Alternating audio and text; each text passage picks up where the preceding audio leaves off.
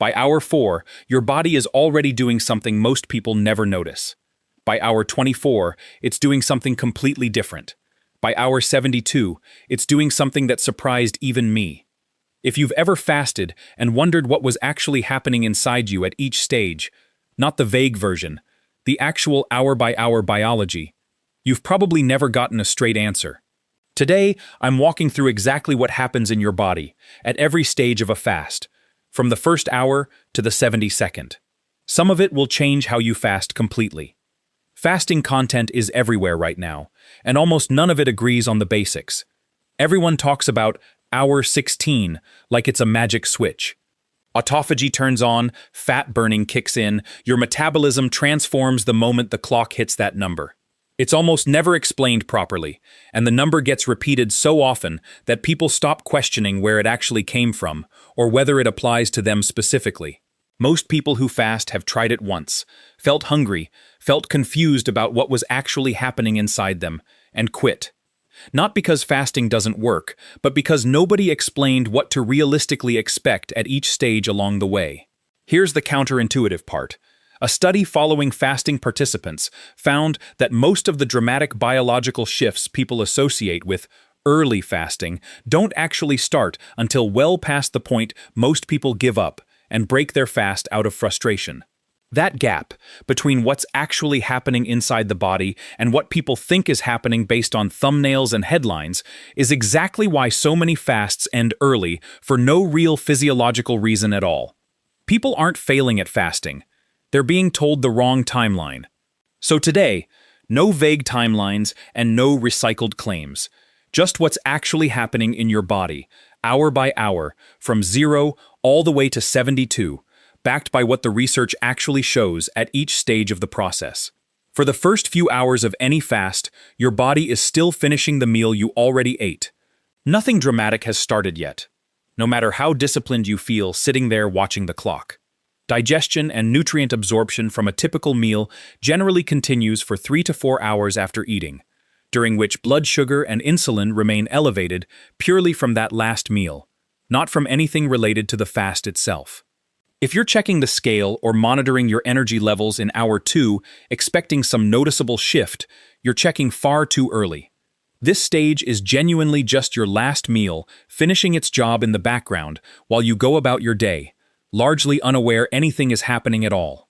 The real shift starts right after this window closes, and for most people, it happens faster and more subtly than they expect, which is exactly why it gets missed entirely by anyone not paying close attention to how they feel. Somewhere in this window, your body moves away from using the food you just ate and starts pulling from stored glycogen sitting in your liver instead. Blood glucose and insulin begin dropping steadily in this window as the body shifts toward glycogen breakdown for fuel. A well-documented, predictable early fasting response that shows up consistently across studies, regardless of the specific population tested or the fasting protocol used. This is usually the stretch when people report their first real hunger pang of the fast. Not because something has gone wrong, but because your body is genuinely switching fuel sources for the first time that day, and that transition itself can feel like hunger even before true energy need actually kicks in. Have you ever noticed a hunger wave hit somewhere around hour 6 or 7, and then quietly fade on its own without you eating anything at all? That's this exact shift happening in real time. And it's one of the most misunderstood moments in a fast, because people assume it means they need to eat immediately, when in most cases, it simply passes. But the moment most people are actually asking about, when they picture fasting, the one every thumbnail calls the fat-burning switch, doesn't happen here. It happens noticeably later than most content admits, and that gap matters more than people realize when they're deciding how long to actually hold their fast. This is where your body starts leaning meaningfully into fat as a fuel source, not just cycling through leftover glucose from earlier in the day. Liver glycogen stores are typically substantially depleted somewhere in the 10 to 14-hour range, depending on your activity level and what your prior meal looked like, which pushes the body toward increased fat oxidation as the primary fuel source from that point forward. If you've done a standard 16-8 fast, this is the exact stretch you were actually sitting in for the last few hours before you broke your fast and ate again. That's not nothing. Genuine metabolic work is happening here, and it's a real part of why 16-8 fasting produces results at all. But it's also not the dramatic, instant autophagy switch moment most fasting videos promise happens precisely at hour 16, because that framing oversimplifies a much slower, more gradual biological process. So what actually happens once someone pushes past that familiar 16-hour mark most people stop at? This is where the fast starts becoming a genuinely different experience, both mentally and physiologically. Past 18 hours, measurable ketone production starts appearing in the blood, and early autophagy activity begins increasing across multiple tissue types throughout the body. Research on fasting physiology shows blood ketone levels beginning to rise measurably in this window, alongside early markers of autophagy, your body's cellular cleanup and repair process, becoming noticeably more active than they were even a few hours earlier in the fast. Real world.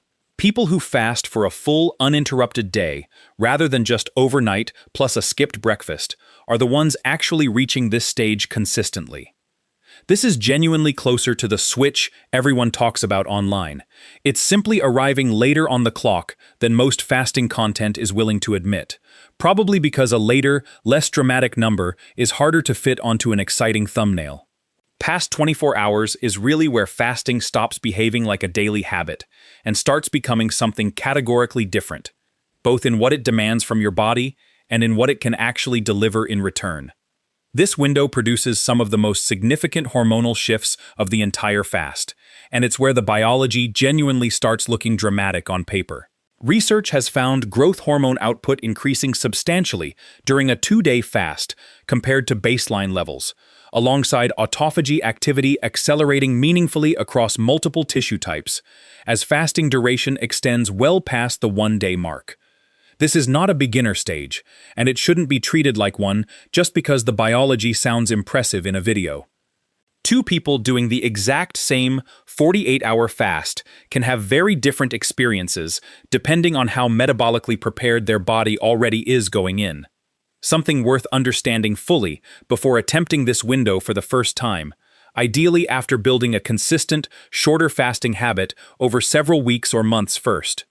By 48 hours, most people assume the hardest part of the process is already behind them. What happens between 48 and 72 hours tells a noticeably different, more cautionary story than the first 2 days suggested. Past 48 hours, the additional biological benefit gained per extra hour starts shrinking, while the physical demands placed on your body keep climbing steadily. Extended fasting research generally shows the steepest gains in autophagy and hormonal shifts occurring within the first 48 hours specifically, with additional benefit continuing beyond that point, but at a noticeably slower rate, alongside increasing risk of muscle breakdown, electrolyte imbalance, and fatigue if the fast isn't carefully managed and monitored throughout. This stage is genuinely not something to attempt casually, on a whim, or purely based on watching a video like this one. It requires real planning, proper electrolyte management, and for many people, direct guidance from a healthcare provider familiar with their specific medical history before ever approaching this window at all.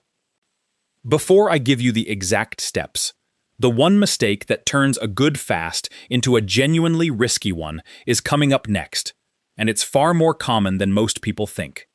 Here's exactly what to do this week. Step 1. If you're new to fasting, start with a 14 to 16-hour window and stay there for a few weeks before extending it.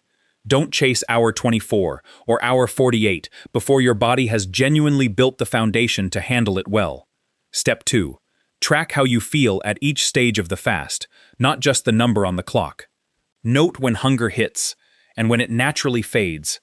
That pattern tells you more about your own body than any specific hour marker ever will. Step 3. If you want to try an 18 to 24-hour fast, plan it on a low-stress day with plain electrolytes readily available. Don't attempt it during a high-demand workday or right before an intense workout session. Step 4. Never attempt a fast beyond 24 hours without reading up on electrolyte needs first. And speak with a doctor beforehand if you have any underlying health condition, take medication regularly, or are pregnant or breastfeeding. Step 5. Break your fast with a real, solid meal, protein and some healthy fat first, rather than a large or heavily sugary meal, regardless of which specific hour you actually stopped at. Fasting isn't one single experience. It's a sequence of very different biological stages, and most people quit right before the genuinely interesting part even starts. If this changed how you think about your fasting window, the next video is going to completely change how you think about breaking a fast the right way.